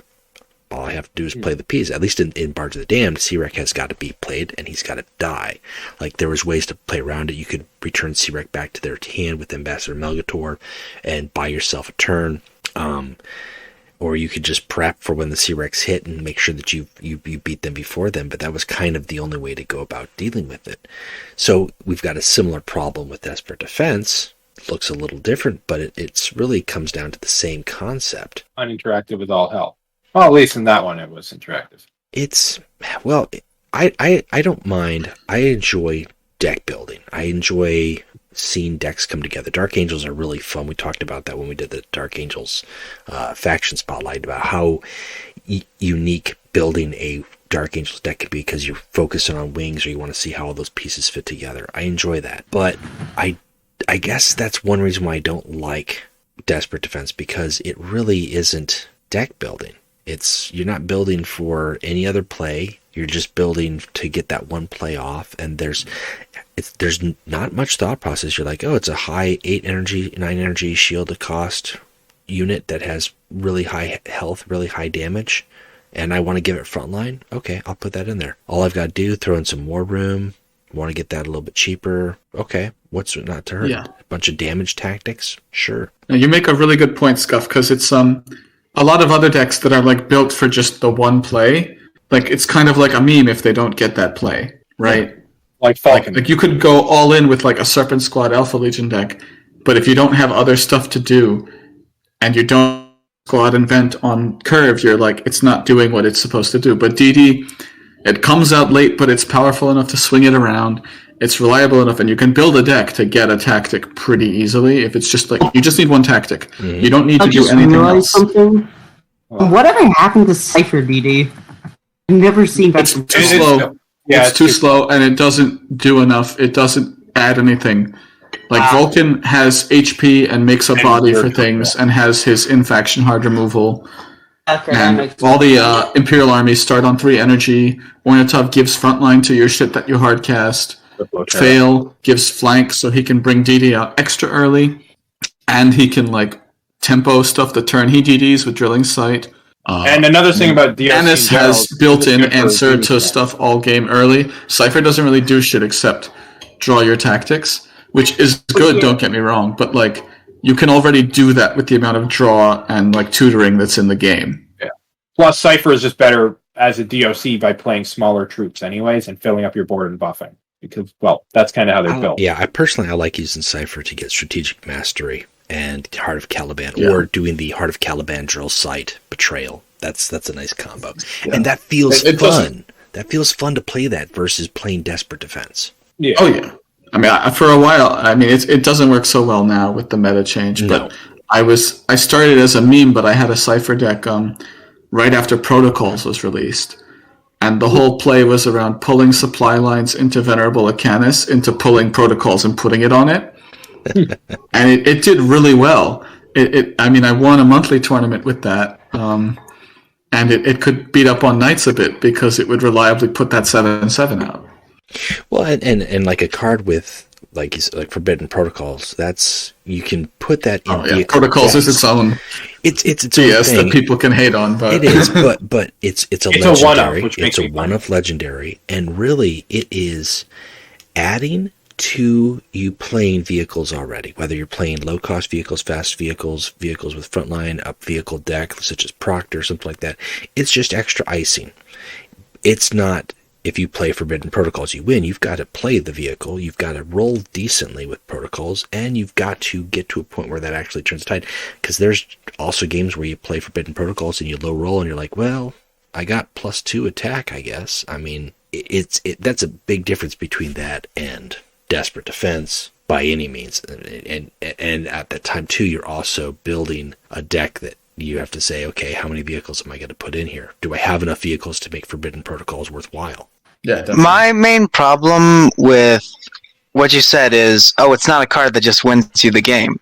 I've been at 35 plus HP, whereas my opponent was already on 14. I was Perturabo, lethal range. Because my Mortar Strike missed his Doombringer, he got Protocols on it, got Bloodthirst, Survivor, Ward, everything, the works.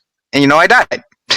I don't think Bloodthirst should be on something like that for 3 energy. Something so swingy that just wins the game, like you said that it doesn't. No, I agree with you. I feel like that's too much. Setup it's set up and it's very agree, random. It's the Bloodthirst is inconsistent. I mean, if you take the Bloodthirst off it would still be a strong buff without the random chance of, I win the game.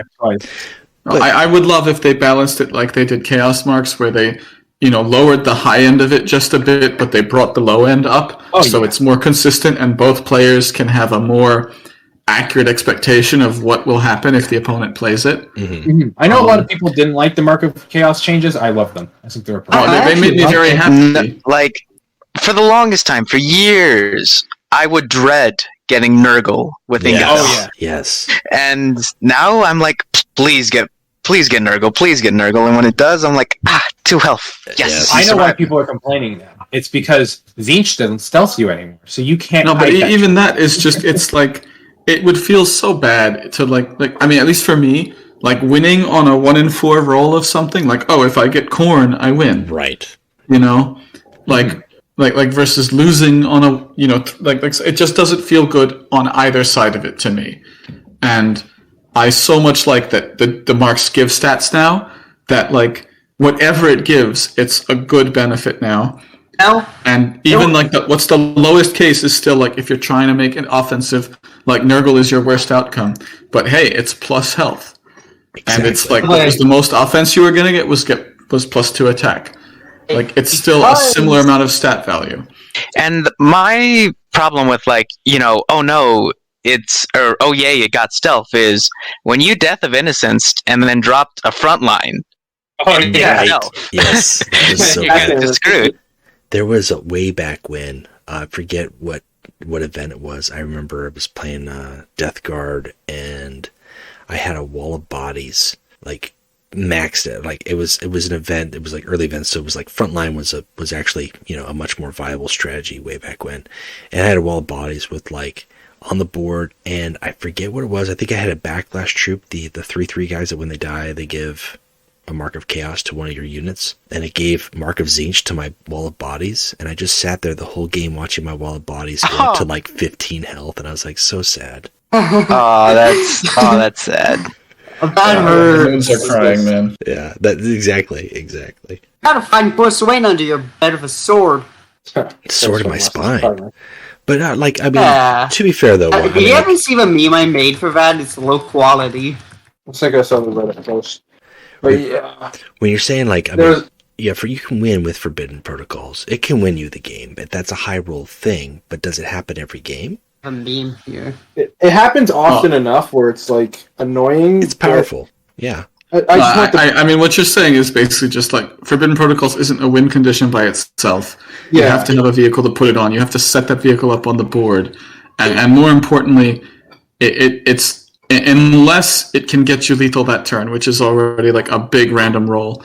It certainly doesn't stop your opponent doing something, but DD, it gives you a big hammer to hit your opponent with. It puts it up as a shield, and like what do you do? Like, if you can't answer it, you lose. Right. Well, and then Protocols can give you nothing, and you're right that the Bloodthirst case is way too fucking strong. Yes. Like, it's absurd. It's ridiculous stuff when people like land Hydra or Doombringer, and they slap it on. It's like, oh look, you take 18 damage now.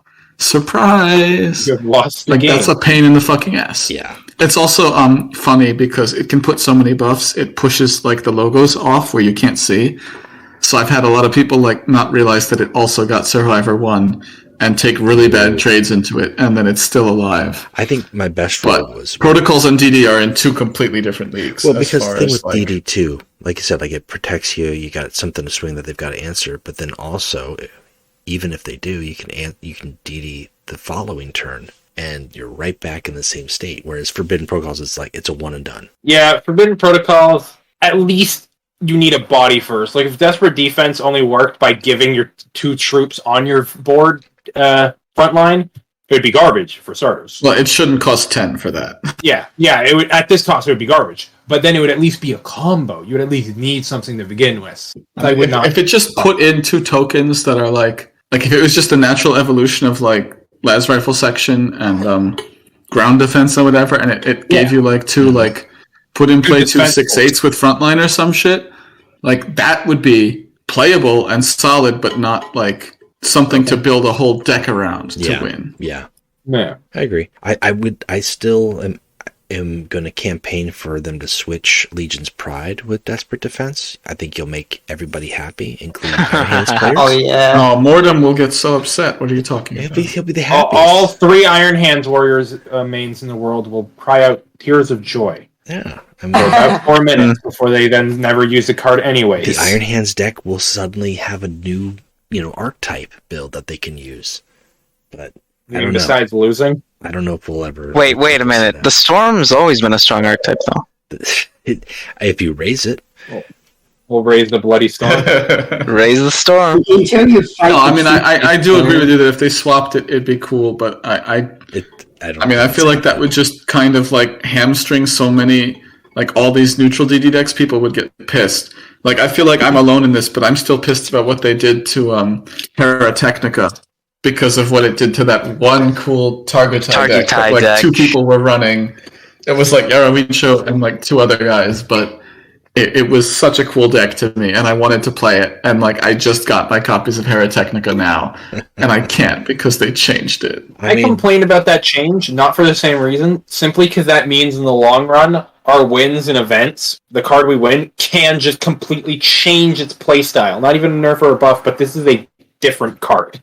Mm-hmm. Yeah. It upset me because it's like, what's the point of fighting for a card? It's a different card, and it should be a chaos card. Like, yeah, but I mean, like, it is a chaos card, but like, it should be a Mechanicum card. I mean, oh yeah, no one really fights for a side. We pick whichever one wins the most. I know 2 moments where we really went, I don't want that in the game, and it was Neutral Poison and Void Mastery.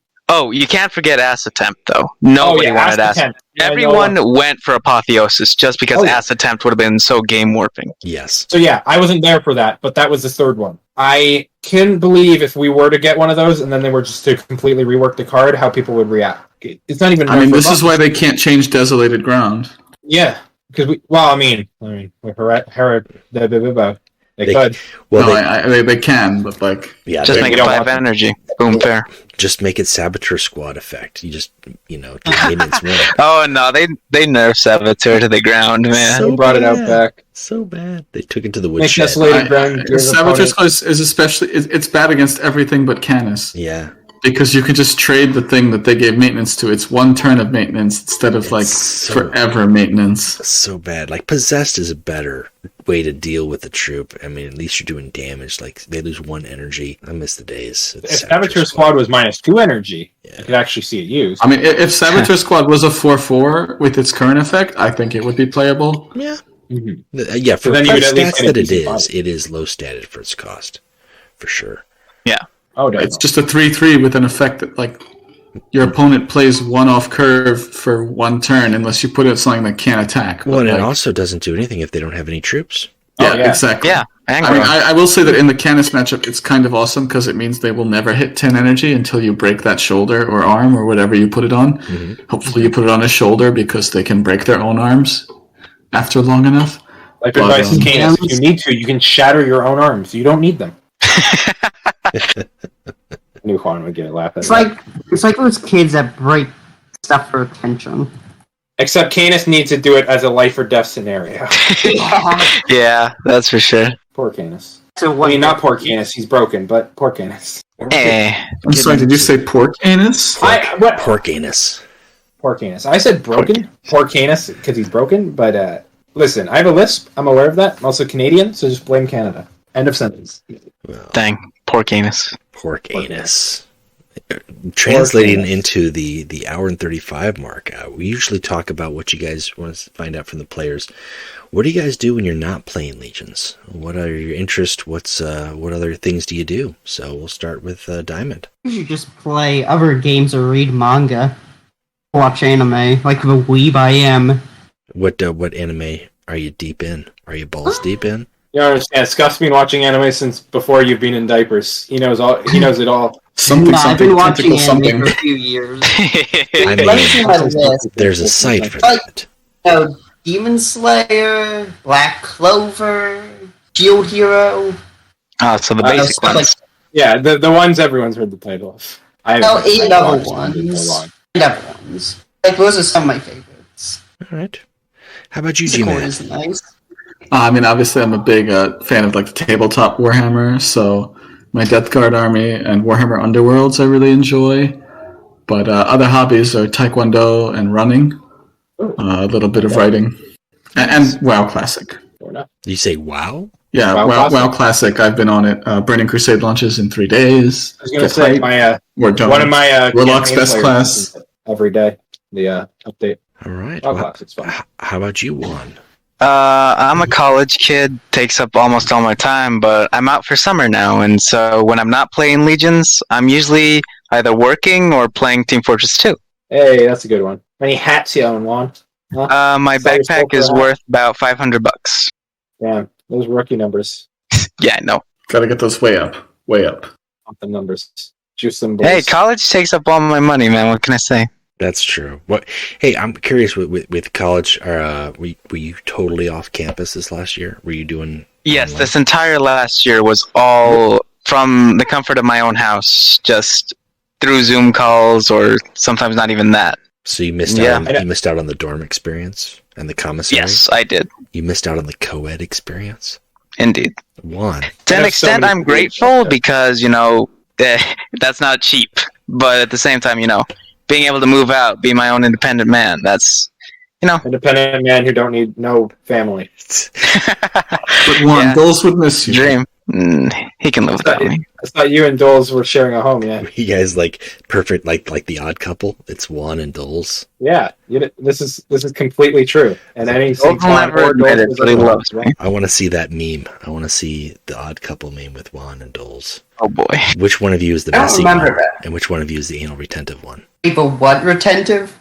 Anal is just a term for people who are. I don't know exactly what the word would be. I guess I want to just say the word again. Shy. No, that's nowhere close. Obsessive is what you're looking for. Yes, obsessive compulsive. I couldn't remember the English word. Yeah, it's like obsessive about details. It comes from Freud talking about anal versus oral fixation, and that's where the retentive.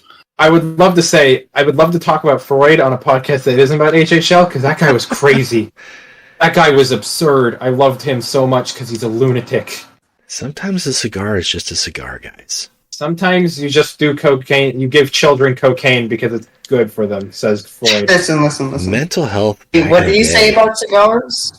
Sometimes back in the day, like their takes on mental health, when they're like, "Hey, you know what is really good? You have a headache? Let's give you a lobotomy. I think that'll help. Let's stick this ice pick up your nose." Like, I mean, we've come some way, but it's crazy to think that really was only like 60 years ago when that was still going on. Wait, what? You didn't know that? Like, your president... Oh, not that. Like, I thought it was way longer. No, JFK's sister had it happen to him. Yeah. Oh. It was a common cure. I mean, shock therapy's back. But, I mean, now it's... Shock therapy's back, and they're in town for one tour only. Shock therapy. Well, at the very least, it's nothing like... Yeah, she said that so well. Yeah, shock therapy nowadays is actually safe. Well... Yeah, it's like you're not going to lose upper brain functions because they shocked you too much. It's now just, we're going to zap you a little bit, and then you're going to feel good, or you're not going to feel good, and then we're just going to talk you through the feel-good process. I am not a mental health expert by any means. It's not something I would recommend want to go liquor. Through. But, I mean, if you are suffering or have problems, have depression, doubt, talk to somebody, because that's the best way to get through it. Oh. And then drink if it doesn't help, because alcohol is a miracle. That's what BNL has taught us. BNL is a fun time. And speaking of which, we're gonna, I guess, transition to plugs. Oh, I'm saving that, Gmat. Plugs? Let's talk about plugs. You guys got anything to plug, Axel? Anything to plug? Yeah, I'll plug Dorn, because I usually do. Everything will be Arbites on Instagram _ between each word. He does amazing art. He does commissions. If you need a profile done, if you need a little splash art, bet you he can set you up pretty easily. He did my profile picture, and it's beautiful. So, hit him up. All right. Diamond, anything you would like to plug? Nope. Just an 18-year-old kid. I'm like, what am I going to know? I don't have... you could have a YouTube channel. People make those that is true. I thought about people make those right stuff. Yeah. Plug your channel if you got anything you want to shout out. Yeah, Ortho for Warmaster. Oh, I heard people, like, I heard from people that he's doing a push this year, and he's doing pretty good. Well, month. He's up there. He's fighting for it. He's playing Dorn, right? He's on Iota currently. Oh, he's on. Oh, so he shifted from Dorn to Iota. Well, just the same. I mean, that's a good. Iota to Rabo over Dorn. Iota is a very good. Yes, man. Read the room. Yeah, kids. Everyone here are loyalists, not really, but. I mean, I was about to say all of us are chaos except like Scuff, but and Juan doesn't count because he's Juan. Yeah, he's neutral. No, not even that. He's Juan.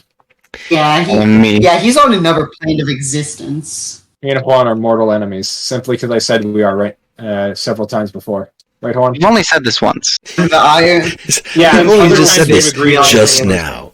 Probably. Me and Juan have just agreed we're the same person. Gmat, do you like to plug? Scuff, have you ever done movie ads? You covered me already, like so nothing besides support for Ortho, and if anyone plays WoW also, please hit me up on Discord. Form the ultimate, it's called Clans, right? Forget. But yeah. Clash of Clans meets I have not played WoW. I have not played WoW in so long. I should get okay. WoW. We can't all be the Chad. Someone has to be the virgin. Wow. Yeah, I gotta. Really just hit me with that. I'll fight. Okay, guys, I gotta say it. Have you heard about Raid Shadow Legends? So, okay, his shout out is a mobile game. This podcast has been brought to you by Raid Shadow Legends. Okay, listen. That's a Be careful, they're actually going to reach out to you now. And they'll reach out to anyone. I don't want their support. Juan, I'm not Juan. Scuff, I've already told you. You need to get Casper Mattresses sponsorship. They'll sponsor every podcast that's ever existed. Come on. You know, we need Blue Chew as our sponsor for this podcast. VPN or Honey, come on, get all the basic ones. Let's go. We gotta assemble the Infinity Stone of like basic marketing. You know, when you're talking about performing on ladder and you're talking about grinding and climbing, let me tell you something, brother. There's one thing that you need. I can't with that voice and you telling me about grinding. I feel uncomfortable. You need to get some Blue Chew. Blue Chew is going to give you the edge. It's going to get you up there 6 inches higher in the rankings. I'm telling you right now, and your lady is gonna love it. Blue Chew, baby. You're selling me drugs, boys. I mean, I'm interested. That's my audition for the Blue Chew ad right there. Guys, I hope you get it. Guys, the Infinity Stones for advertising are just telemarketers' kidney stones. Nah, telemarketers don't really know advertisement. They know how to get you on a credit card. The big marketing people are like Raid. Raid is going to own everything when it comes to marketing. It just makes my eyes roll. Juan, do you have anything to plug? I can't say I do, except for maybe LCFR. He hasn't posted in a long time, but really good YouTuber, made really good content back in the day. If there's anything like him, his reveals are fun. I'm pretty sure. Ultramarine reveals like a long time ago. Oh, well, that's when I joined. Painting himself blue, yes. Well, he was on the podcast. He was on the podcast a few episodes back. I think he's kind of put up the mantle for the time being, although we were talking to him about maybe doing some reveal cosplay at some point, because if anyone should do it, it should be LCFR, for sure. We banded together to fight Quebec on our mutual hatred of the Quebecois. I think every Canadian who's been on so far, aside from Pirate. No, even Pirate has agreed. Pirate agreed with it. He acquiesced. He's like, very well. This is. He's like, I understand it needs to happen. All right, well, I'm going to go ahead and plug Barnight Legions and deck slots, because those are typical plugs for me. We definitely need deck slots. We are actually past capacity, so Everguild, way past. We need deck slots. There are more warlords than we actually have slots in the game. On that note, I do also want to plug or shout out or just issue a concerned please. We're 6 weeks since the last patch, and while we've had 3 new factions added to the game, in terms of balance patch, I feel like we're long overdue to see something, whether that's new faction tweaks or some old faction tweaks to bring them in line with some of the newer stuff. So I would really like to shout out a balance patch update, which would also include 2 rows of deck slots. So it's a win-win situation for everybody. I hope we get a balance. Now that you mention that, I didn't realize I'm actually out of deck slots as well. See? I made one for always out of deck slots. I'm out. Yeah. Yeah, they've like at this point with the addition of the Sigillets faction, the Age of Sigillet or the Agents of Sigillet, we don't have enough, and we're going into Fourth Warlords now, following this the next event, which will be Neutrals, and then we'll go into Fourth Warlords. So that's gonna be 3 new Warlords that won't have a slot. They'll be homeless, and that's not okay. Have the devs said anything about Fifth Warlords yet? Like, for East Legion? When they did the Q&A, the last Q&A, they said that they had plans for several expansions after this one, and that would bring in Fifth Warlords and new cards for existing factions. Yep. Okay, That's great. I can't wait for the Nothing Unifies Like a War guy. I always loved his lines. Which one? World Eater, Nothing Unifies Like a War. Oh, Drager. Oh, that guy. Yeah, wasn't he just I have Cleave 1? Yeah. Yeah, Cleave 1. That's all he did. He would definitely need something slapped on top nowadays. Yeah, I mean, back in the day, Lucius at 30 HP was really oppressive. I mean, easy. Give him 2 energy, can't act again, gain Cleave 1, so you can just spam it out and then deal more damage by smacking troops. Easy. That would actually be really good. I would have fun with balanced. I would have fun with that. That's what I want. Or you know what I would like if they could code it. If you're going off that design, he starts at 1 energy, gain Cleave 1, can act again, and it ramps up by 1 each time you use it. So it costs 1 to gain Cleave 1, but 3 total to gain Cleave 2, and so on. So he can't go to absurd Cleave and remove the board too easily, because that would be actually balanced and fun. But we're talking about EG here, so we have to but I can hope, right? The downside of him having to swing into a strong troop or something. But I mean, it's about, you got to consider him controlling the board while getting to face bash. Yeah, because he gets to attack the enemy warlord and destroy all their troops. Because attack the enemy warlord, clear a 5/5 or something. I mean, that would cost all your energy, but smaller stuff. At that point, you're just hitting for 2 and wasting all your energy. I mean, that's not... Yeah, because you're controlling the board. We want him. I would just like to see that Scrivok, that Night Lord's warlord, his thing was just that he only gains sentenced on his own turn. If it didn't last to the enemy turn, it would be balanced, because it'd be look, he can spend a lot of energy and pump and clear an enemy troop, and that's fine, and that's his whole turn, and that's balanced. Mm-hmm. But if he hits the enemy warlord, he doesn't actually gain tempo on life advantage. Would you rather it's only good as a finisher, because he'll hit them for the same damage they hit him back because of sentence. Would you rather see Scrivac or Ophion? I want the coward so bad. I want but the lore for Scrivok is so fucking cool. I dislike that character a lot. The coward makes me happy. I want the coward. No, but the painted count and the cursed demon sword that corrupted him, but he doesn't think it's corrupted him, and the fact that he's a warlord with terror and he can pump, he'd be really cool. And he'd definitely be viable. I don't like think about him with mercy and forgiveness being able to pump and clear 2 troops. If he didn't gain sentenced on the enemy turn, he'd be so good as a control warlord. And he'd still have that built-in finisher potential. Yeah. He'd be Corswain of the Night Lords. Corswain of the Night Lords. Let us have 6 warlords, and then boom, everyone gets what they want. Hey. Eventually, I'm down with that one. I'm all about everyone getting what they want. I'm okay with that, as long as we get deck slots to go with it. To be honest, I didn't care for Corferon much. Not lore-wise, I think he's a cool character. Take that back. Is it? You're one of those. He's upset with you. You know that. I don't care that much. I just would like to see Corferon. I wasn't even here in the game when he was in the game. Oh yeah, I would like to see him in the game. It's just I'll probably still play Zardu because I like Zardu more. Thor had low initiative too. He was yeah. Which I mean, let's be real here. Word bearer counterattack, very good. There's a lot to look forward to. Back in the day, counterattacks weren't a thing. Yeah. Oh yeah, counterattacks are relatively new if you think about it. It's true. A year now coming up on. Just about. It's so funny for me to hear about stuff that's quote unquote new. It's and I haven't known the game without it because I started in December. It's always been the way. That's the way it's always been for me. What are you talking about? Imagine without it. Well, Team USA, I want to thank you guys for making the time, being on the call, talking with us today, introducing yourself, and obviously, I'm going to wish you guys good luck in the World Cup. You guys are representing USA. I'm not going to do the chant because it's 10:30 at night here in my house, but USA. I'll let Diamond do it. We'll just do the Canadian national anthem next podcast, but it'll be only in French. I expect that to happen. I think we need to do some sort of World Cup each time we have the teams on to do something nation rocking. Make the exit just their national anthem, like the exit song. Easy. It'll look nice. Yeah. Or visually, not visually. Audio will be nice. Audio wise. Yeah. See, you tried to say it too, but then you realized I don't think that's a word. Yeah, I don't know what the word is. I'll go with it. But yeah. So, anyways, thank you guys for taking the time and being on the call, and it was good. It was fun talking with you guys. Anytime. You too. Thanks, man. Thanks for having us. All right. Yeah, thanks. Bye. Have a good one. See ya. The sunlight dims. This has been another episode of the Warp Chatter Podcast. Thank you for listening. Eternal loyalty. Burn it! Burn it all!